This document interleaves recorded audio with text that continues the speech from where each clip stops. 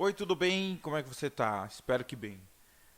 Agora nós vamos tratar do capítulo 5 de literatura. Eu espero que você esteja com seu livro aberto aí e nós vamos falar de um assunto bastante importante para darmos início, de fato, às classes literárias, né? Começando aí com trovadorismo, literatura na Idade Média, que são os próximos capítulos, tá bom? Então é muito importante que você tenha em mente as informações que eu vou passar aqui agora. Essas informações servirão de base para vocês compreenderem a importância da literatura, porque a literatura ela revela informações de um dado momento, de um dado momento da história de um povo específico, de uma situação específica. A literatura ela define o estilo de uma época. Então, como é que você consegue descobrir o pensamento de um povo? Através da literatura, através da arte, não é? Então, não é só através da história em si. Uma coisa está entranhada em outra, está extremamente ligada, tá certo? Então, nós vamos ver esse conceito de estilo de época, certo? Nós vamos compreender o porquê que as sociedades humanas como um todo, em diferentes momentos da história, promoveram a leitura e releitura de alguns temas básicos, tá bom? Então eu espero que vocês curtam bastante o material que eu preparei com bastante carinho para vocês, beleza? Então vamos lá, vamos seguir aqui.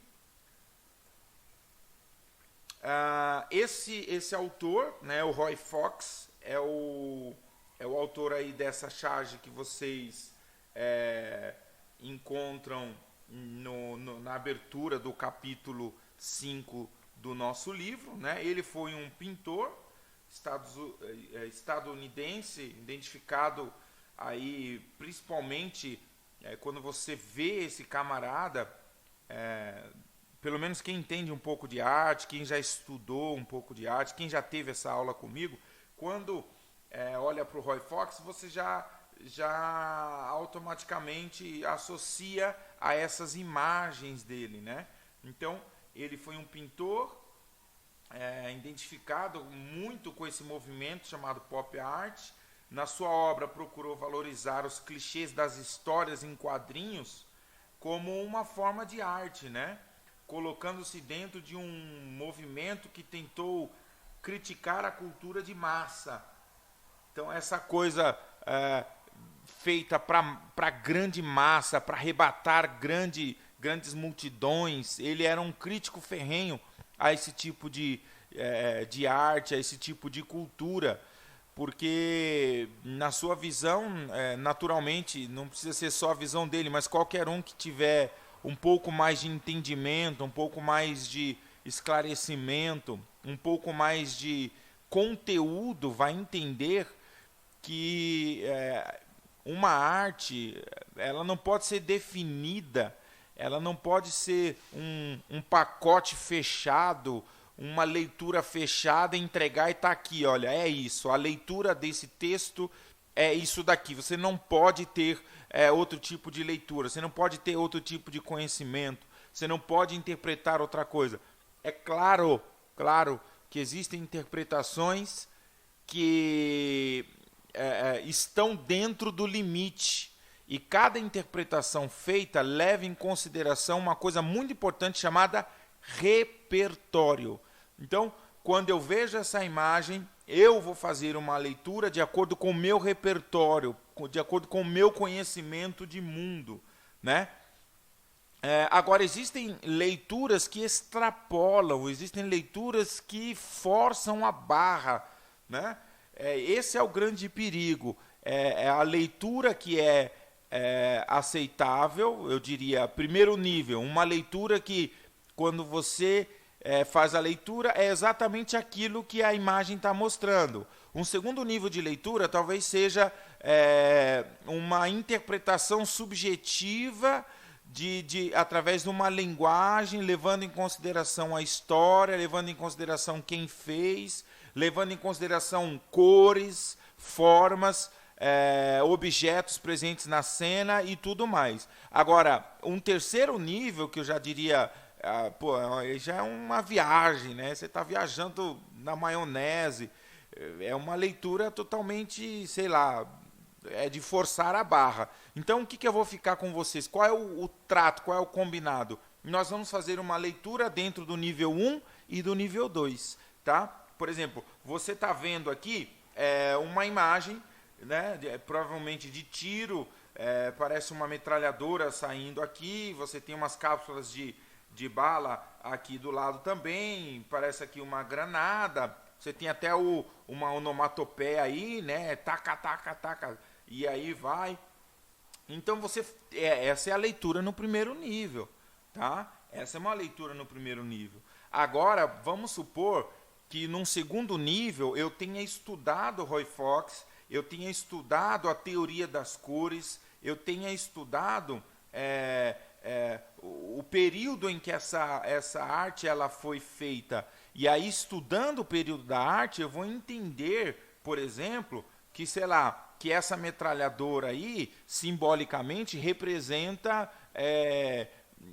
alguém que está pensando fora da caixinha, alguém que está querendo falar além, que não quer ter o seu pensamento tolhido, né? A sua boca calada, ele não quer ter a boca calada. Então, essa metralhadora aí seria o Roy Fox falando aos quatro cantos tudo que pensa sobre a cultura de massa. Dá para entender? Eu forcei aqui essa leitura, mas veja que eu estou dentro do nível 2, eu não estou no nível 3. Eu não posso dizer aqui, por exemplo, que essa imagem refere-se ao pelotão do Exército Brasileiro no 7 de setembro. Não tem nada que diz isso, não faz uma ligação lógica com esse assunto. Tá bom? Então, é mais ou menos isso que nós vamos trabalhar. E Roy Fox, ele trabalha muito com essa questão da cultura de massa, no sentido de criticá-la, né? O seu interesse pelas histórias em quadrinhos, como tema artístico, começou com uma pintura do rato Mickey, realizado em 63, que ele fez para os seus próprios filhos, tá? Então vamos lá.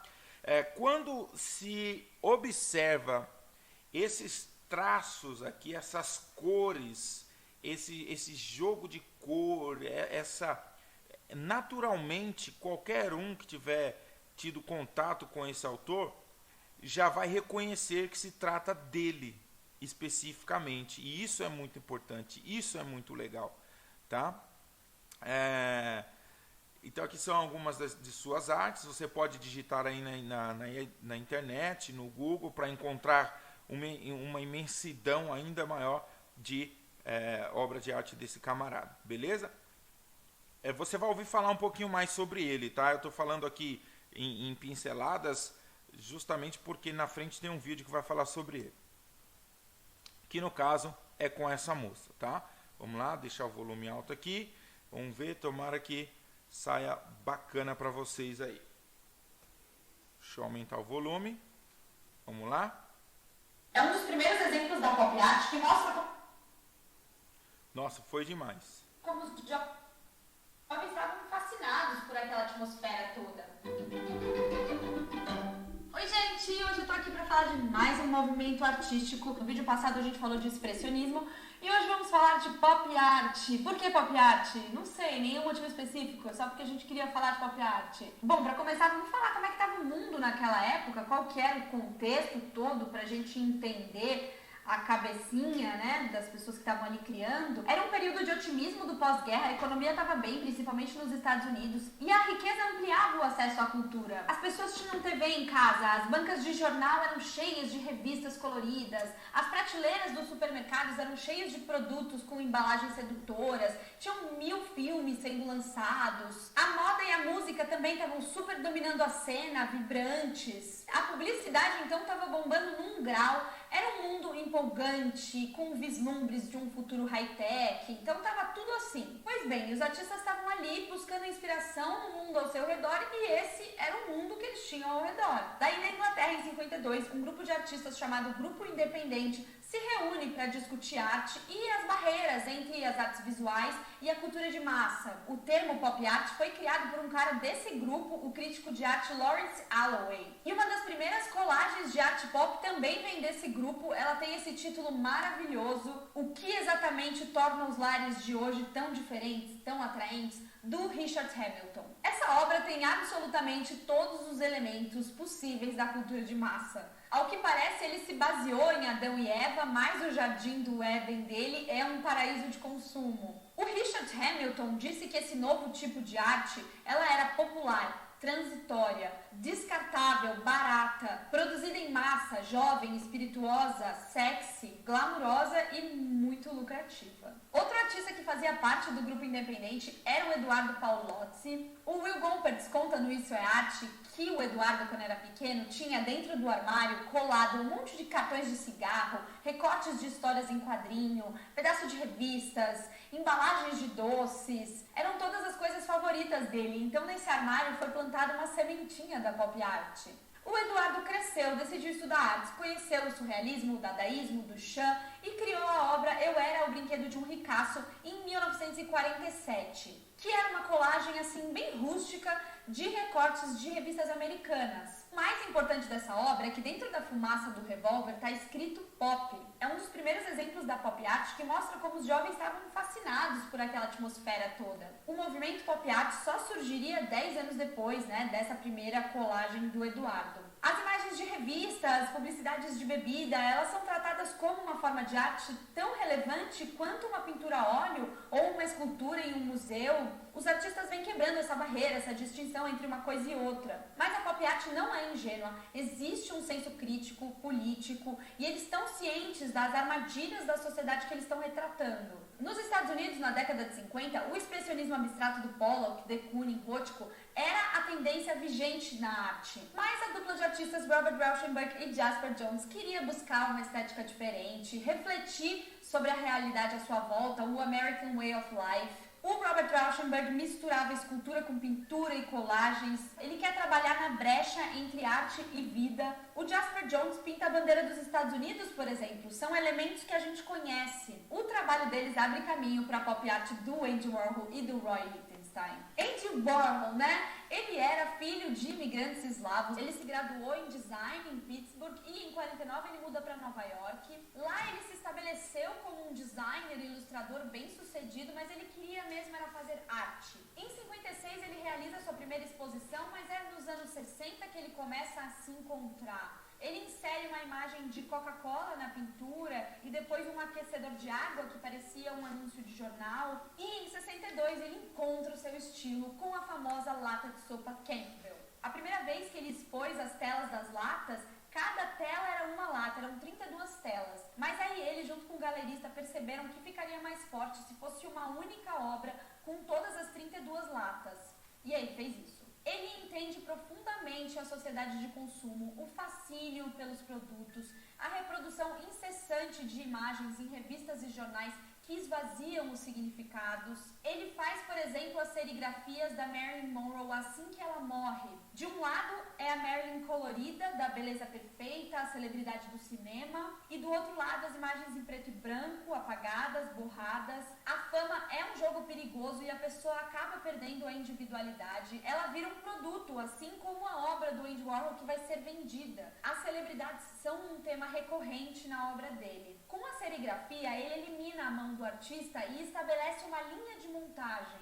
E aí ele passa a chamar o ateliê dele de The Factory, em referência a esse processo de fábrica que ele produzia as obras dele. O próprio Andy Warhol virou uma mercadoria. Um outro grande artista de destaque da pop art é o Roy Lichtenstein. Ele trabalhava com artes há bastante tempo, ainda não tinha encontrado um estilo próprio, até que ele se deparou com as histórias em quadrinho. Os quadrinhos também eram um elemento muito forte da cultura de massa. Ele pega uma cena dramática, amplia e desenha na tela, copiando o processo de impressão. As telas do Lichtenstein são imediatamente reconhecidas como dele. tem uma identidade muito própria. Voltando para a Inglaterra, só por curiosidade, a geração seguinte ao Richard Hamilton e o Eduardo Paulucci tem o Peter Blake, que fez a capa dos Beatles, Sgt. Pepper, que é uma peça de pop art muito famosa. Em paralelo à pop art, na França acontecia o novo realismo. Artistas como o Armand criam a partir de materiais do cotidiano, sucatas, reciclados, refletindo sobre a sociedade de consumo, a cultura industrial do efêmero. Já na Alemanha, em 63, surge o realismo capitalista, liderado pelo Sigmar Polk e Gerhard Richter, como uma alternativa à pop art, uma forma de resistência à transformação da arte em mercadoria. Eles tratam cultura de massa e o estilo de vida capitalista de forma crítica. E a pop art influencia até hoje artistas como Jeff Koons, Takashi Murakami, Damien Hirst, que estão aí vendendo, e não sei se a gente pode chamar as obras dele de mercadorias. É isso por hoje. Teremos outros vídeos de movimentos artísticos neste canal, então se inscreve, por favor, e dá um like aqui no vídeo, porque parece que se dá like, mais pessoas podem ver a gente. Eu não sei como é que funciona isso aqui tudo, mas vamos espalhar arte por este YouTube, né? Eu sei que vocês concordam comigo. Redes sociais aqui, vamos se falando também, por todos os lados. Beijo, tchau. Bom, é isso aí. Vocês viram que interessante esse material, né? Para o vídeo não ficar muito longo, vou dar sequência logo no outro. Deixa eu ver aqui qual que é. É um dos primeiros? Você já foi. É um dos primeiros? Isso. No livro de vocês tem aí, vocês já acabaram de ouvir um pouquinho sobre pop art, né? Sobre esse boom, né? Esse momento de pensamento de uma sociedade, de uma juventude e a influência dos seus artistas, né? Em cada período. Agora nós vamos falar de um clássico, né? De um pintor bastante conhecido, mas às vezes pouco falado, né? Nas aulas de literatura, nos cursos paralelos, por exemplo, curso de administração, outros cursos assim. Eu não acredito que o professor vai se dedicar a falar um pouco dele. Mas, em se tratando de literatura é arte. A literatura ela dialoga com todo tipo de expressão artística, seja música, pintura, dança, teatro, enfim. Então, nesse diálogo, nós vamos fazer aqui uma leitura de Picasso, né? Dessa obra que, com certeza, é uma obra cheia de informações importantíssimas. E aí vamos lá naquela coisa que eu falei no começo. Níveis de leitura, nível 1, nível 2. Então, nível 1, você está vendo aqui, tem um touro, aqui tem um cavalo, tem uma lâmpada, né? Tem um braço aqui, tem uma espada, né? Tem uma outra pessoa aqui. E esse é o nível 1. Mas o nível 2 requer do leitor um pouco mais de repertório. E nós vamos fazer essa leitura aqui do nível 2, tá? Eu separei aqui um material da leitura. Então, vocês estão vendo aí essa obra de Picasso, né? Se você quiser uma versão melhor, uma versão mais ampliada, digita no Google aí e você vai encontrar essa obra com um pouco mais de detalhe. Beleza? Então vamos à explicação sobre Picasso e sobre a obra Guernica também.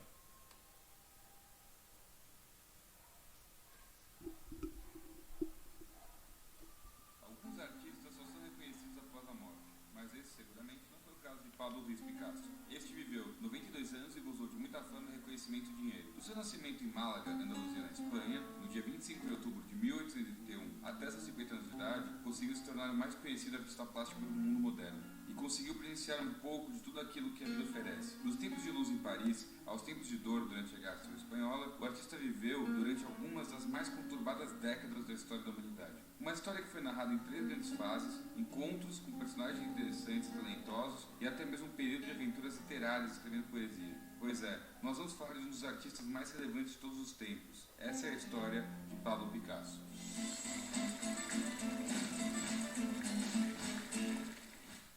Concordo com Don Quixote. O meu repouso é a batalha. Disse Picasso que, sem dúvida, falava a verdade. Afinal, acredita-se que foi o pintor mais prolífico de todos os tempos. Sob sua autoria estão, segundo o Guinness Book of Records, 13.500 telas, 100.000 gravuras, 34.000 ilustrações e livros e 300 esculturas distribuídas ao longo de seus 80 anos de carreira. Bom, isso provavelmente decorre, entre outras coisas, do fato de que ele começou bem cedo sua carreira. A primeira obra foi pintada em 1889, quando ele tinha apenas 8 anos. Mas vamos contar a história desde o início. O nome de nascimento que lhe foi dado era Pablo Diego José Francisco de Paula Juan Nepomuceno Maria de los Remédios Cipriano de la Santíssima Trindade Ruiz e Picasso. Filho de Maria Picasso e Lopes, com José Ruiz Blasco. Seu pai, que era pintor e professor de arte, então ofereceu a Picasso, desde muito novo, educação formal nas artes. Em 1891, aos 10 anos de idade, ele e sua família mudaram para Corunha, para seu pai poder lecionar em outra escola de belas artes. Pouco tempo depois, aos 13 anos, segundo seu pai, Picasso já havia aprendido tudo o que ele podia ensinar. Ruiz decidiu aposentar-se como artista, não como professor, pois considerava que seu filho já era um artista superior a ele, do qual se orgulhava profundamente. Mas logo se abate grande tristeza na vida de sua família, quando a irmã mais nova morreu aos 7 anos de difteria em 1895.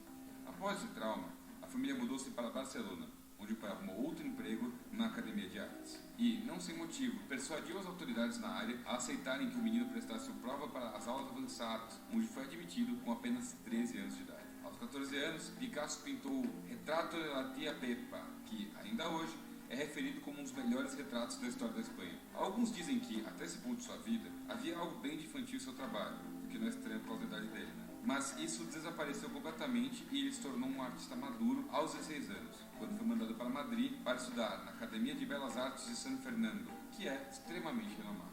Mas, a essa altura do campeonato, o cara já não tinha lá mais muito saco para a academia e começou a matar as aulas. Bom, antes de continuarmos com a história, vale fazermos uma breve abstração. É engraçado pensar que, hoje em dia, aqueles que desconhecem a profundidade do talento da técnica de Picasso o acusam de só fazer desenhos simples, infantis e esquisitos. Isso é, provavelmente se referindo ao cubismo.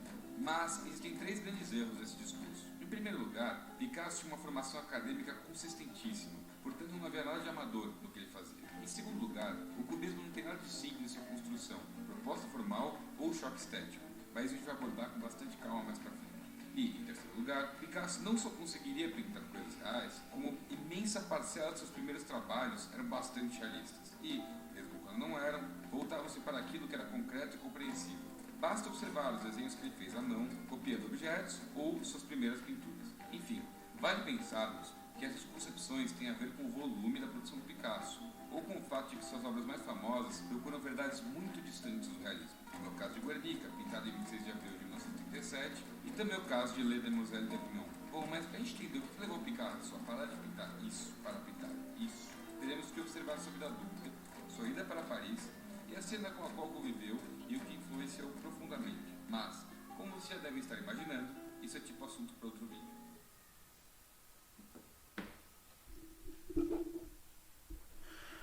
Vamos lá? Que nome, hein? Que nome, olha o tamanho do nome desse cara. E a importância, o nome no sentido de peso também, né? Um grande peso para gerações e gerações aí. Vamos continuar aqui. Falando um pouco sobre o quadro de Guernica, tá bom? Para poder entender um pouco sobre essa obra de Pablo Picasso, nós vamos estudar um pouquinho mais de história, tá? O que eu quero que vocês compreendam é exatamente essa mecânica da segunda leitura. Essa segunda leitura, ela é importante na vida, principalmente de vocês, alunos, porque isso vai ser um diferencial. Saber o contexto histórico e detalhes paralelos aos acontecimentos, com certeza vai fazer de você uma pessoa com uma leitura diferenciada. E é isso que o mercado de trabalho, é isso que as pessoas, é isso que chama a atenção, o diferencial. Tá bom? Então vamos lá? Guernica, abril de 1937. A pequena cidade no norte da Espanha foi alvo de um intenso bombardeio por forças a serviço do general Francisco Franco. Cerca de 50 aviões enviados pelo governo da Alemanha lançaram mais de 2.500 bombas incendiárias sobre a pequena cidade. A cidade então ficou em ruínas, como vocês podem ver aí na foto. Estima-se que 1.600 pessoas tenham morrido nesse bombardeio e mais outras 900 tenham ficado feridas. Para denunciar esse ocorrido, o pintor espanhol Pablo Picasso pintou a famosa tela Guernica, sobre a qual nós vamos falar um pouquinho agora neste vídeo. A destruição da cidade levou o artista espanhol Pablo Picasso, que na época vivia em Paris, a realizar em apenas 3 meses uma das obras mais significativas do século XX, que é esta aí, Guernica, que vocês veem agora na tela. Com quase 8 metros de largura por 3,5 de altura, a tela é um libelo contra a barbárie nazista e contra a desumanização do próprio ser humano em virtude da guerra. Como afirmou o artista plástico Júlio Plaza, Guernica pode ser entendido como um texto não verbal que pretende transmitir em essência as ideias de morte, destruição, ruptura, caos, catástrofe, angústia e sofrimento. A própria ausência de cores, vejam, o quadro foi pintado em preto e branco e alguns tons de cinza. Ele é um sinal de luto por toda essa tragédia e revela ao mesmo tempo o contraste entre vida e morte. Essa grande tela foi guardada no Museu de Arte Moderna de Nova York em 1939. Por décadas permaneceu fora da Espanha, atendendo a um desejo de Picasso. Para o autor, Guernica só poderia ir para a Espanha quando a democracia voltasse ao país. Isso só viria a acontecer depois da morte do general Franco, que ocorreu em 1975. 6 anos depois, em 1981, Guernica chegou a Madrid, onde se encontra até hoje no Museu Reina Sofia. Vamos então destacar algumas características dessa obra. Um primeiro ponto a destacar é a presença da lâmpada, que ilumina toda a cena e parece observar de forma onisciente. Ela aparece como um símbolo do olho divino, como uma testemunha muda dos acontecimentos. Temos outra coisa interessante também, a pomba. A pomba, símbolo da paz, aparece ferida. Trata-se então de uma metáfora do triunfo da violência. Temos aqui também o touro e sua correspondente associação com o Minotauro. É uma figura que aparece sempre nas obras de Picasso. É também símbolo da própria Espanha.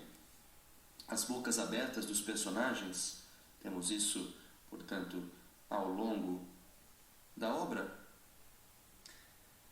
representam aí o grito de dor e de pânico das vítimas de Guernica, tornando o quadro quase que sonoro e ainda mais dramático. As mulheres e o cavalo olham em direção à figura do touro. Dessa maneira, Picasso conduz o olhar do observador e conduz uma maneira invertida da tradicional. A leitura que a gente faz dessa tela é da direita para a esquerda. É só vocês observarem aí o sentido aí do olhar dos personagens. Os braços e o pescoço alongado desta mulher meio que dão movimento à cena também. A mulher e a criança morta, que acabamos de circular, segundo alguns autores, por sua posição, remete à famosa escultura Pietà de Michelangelo. Na parte inferior aqui da tela, temos um guerreiro morto, com a cabeça decepada, tendo na mão ainda a lança, uma lança quebrada, inclusive. Isso pode ser uma metáfora, então, pode ser visto como uma metáfora da violência destrutiva da agressão nazista. Apesar de morto, o guerreiro não solta a lança e simboliza dessa maneira, então, Picasso, a resistência do povo espanhol contra os franquistas.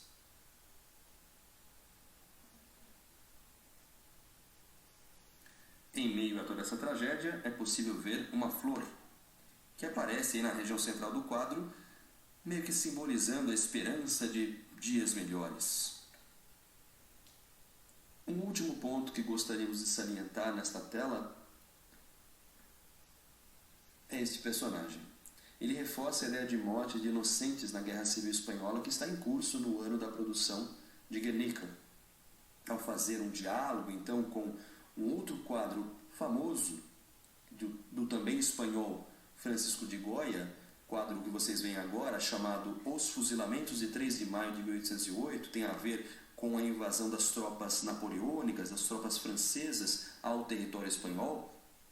Nós podemos então perceber que esse personagem central da obra de Goya, ele aparece meio que como uma releitura aqui na obra de Picasso.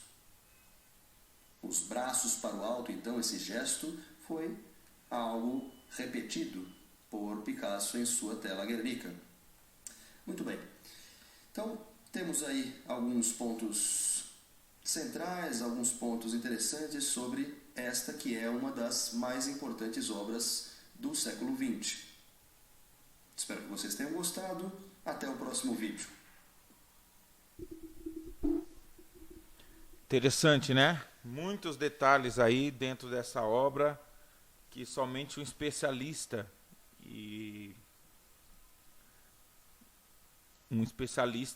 nessa área para nos dar essa iluminação. Eu tenho certeza que a partir de agora você nunca mais verá Picasso e Guernica com os mesmos olhos. Vamos dar sequência aqui para finalizar. Guernica. Já falamos. Vamos com um pouquinho de história, tá? É importante falarmos de história. Vamos lá?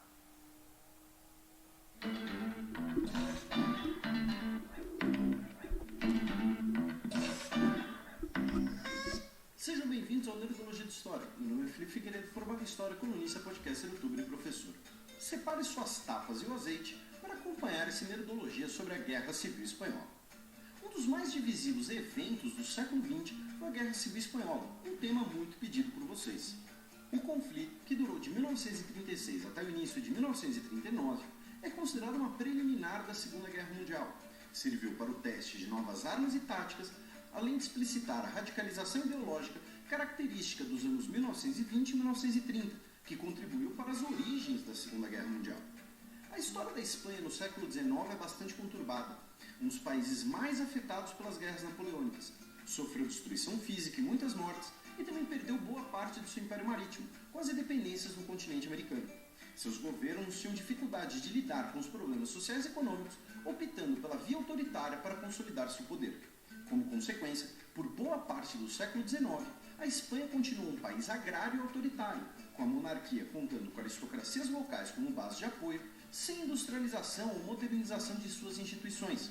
Quando o rei Fernando VII morreu, em 1833, esse sistema entrou em crise e o país entrou em guerra civil, a Primeira Guerra Carlista. De um lado, os liberais, que eram a favor de reformas e acreditavam que o período regencial possibilitaria a modernização do país. Do outro lado, os carlistas, conservadores contra as reformas e a favor de uma monarquia absolutista próxima da Igreja Católica, com o lema Deus, Pátria e Rei. A Primeira Guerra Carlista durou 7 anos e terminou com vitória liberal em 1840. O choque entre liberais e conservadores pelo protagonismo na Espanha, entretanto, ainda iria durar. A crise retorna após revoltas internas e outra guerra carlista, entre 1872 e 1876. A solução veio com a coroação de Alfonso XII, neto do antigo rei Fernando VII, em uma monarquia constitucional e não absoluta. Após os republicanos aceitarem seu governo e os carlistas radicais serem derrotados, um sistema de turnos foi adotado, com liberais e conservadores se revezando no cargo de primeiro-ministro. O rei será sucedido pelo seu filho, Alfonso XIII, entre 1886 e 1931, e esse governo verá o retorno das crises. A derrota espanhola na Guerra Hispano-Americana, quando a Espanha perde as Filipinas, Cuba e Porto Rico. A pandemia de gripe espanhola, as dezenas de milhares de mortos na guerra pelo controle do Marrocos. Como consequência, a sociedade espanhola começou a se radicalizar no que é chamado Geração de 98. Os liberais passaram a abraçar as bandeiras do republicanismo e do anarquismo, Os carlistas passaram a contar com o apoio dos militares, descontentes com as derrotas que culpavam em uma fraqueza moral do país. Com receio da crise dos republicanos, o rei apoiou o general Primo de Rivera, que deu um golpe em 1923 e governou como ditador até 1930. O rei não contava com o apoio das lideranças políticas, e Primo de Rivera acreditava que o exército poderia modernizar o país, em crise por culpa da política em sua visão.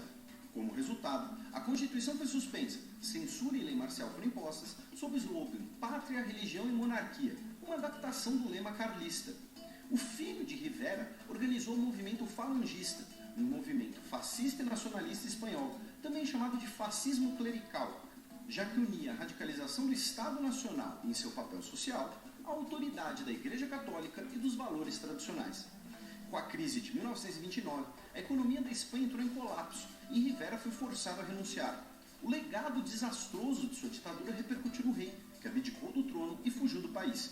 Em 1931, foi instaurada uma república, com a tentativa de modernização política, como o voto feminino e a descentralização do poder pela federalização, e regiões como o País Basco, a Catalunha e a Galícia voltaram a contar com autonomia.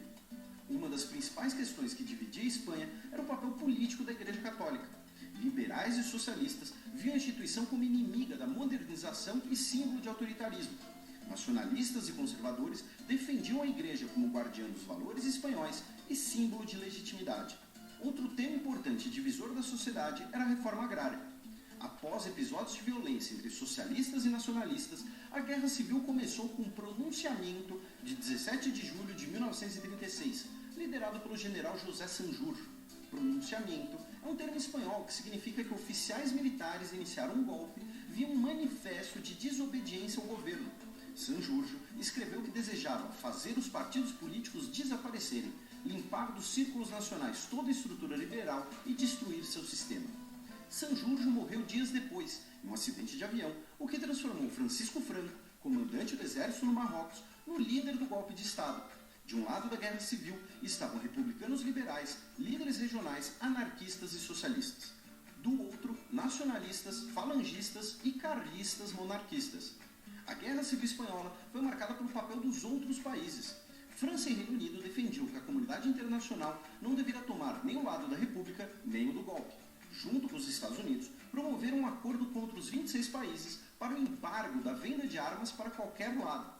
A Alemanha nazista e a Itália fascista, embora signatários do acordo, o violaram e enviaram material bélico e dezenas de milhares de soldados em apoio aos nacionalistas.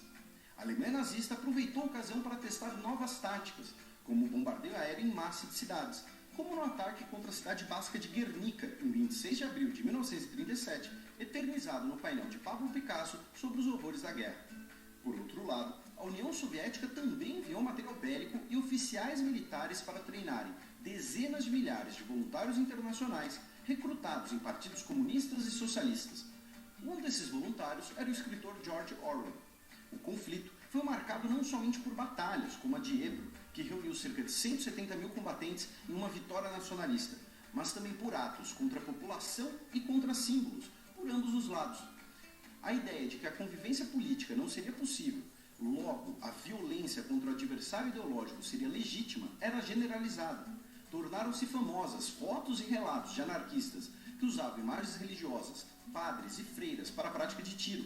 Durante e após a guerra, foi executado o terror blanco, o extermínio de oposicionistas por milícias nacionalistas e monarquistas que deixou dezenas de milhares de mortos.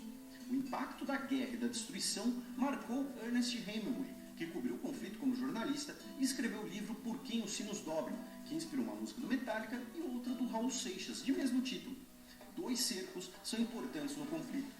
O cerco de Madrid, na qual os nacionalistas pretendiam fazer a cidade passar fome até se render para as 4 colunas de tropas que avançavam. Esse episódio é a origem do termo quinta coluna, para apoiadores dentro do território inimigo, já que os nacionalistas contavam com simpatizantes dentro da cidade. Outro cerco é a queda de Barcelona, capital catalã, no início de 1939, que marca a vitória nacionalista. Com a vitória, Francisco Franco, o líder nacionalista, iniciou sua ditadura, que durou até 1975, sob a bandeira da Falange, o único partido admitido em seu regime, que unia todos os movimentos nacionalistas e conservadores católicos. No total, a guerra custou cerca de 500 mil de vidas, cerca de 2% da população espanhola, e foi sucedida por um período de crise econômica e de fome. Foi fugindo das crises da guerra que, na primeira metade do século XX, cerca de 600 mil espanhóis buscaram refúgio no Brasil. De certo modo, a Guerra Civil Espanhola contrapôs os setores da sociedade que estavam em guerra desde o século anterior, mas em uma perspectiva radicalizada do início do século XX, um preâmbulo da nova Grande Guerra.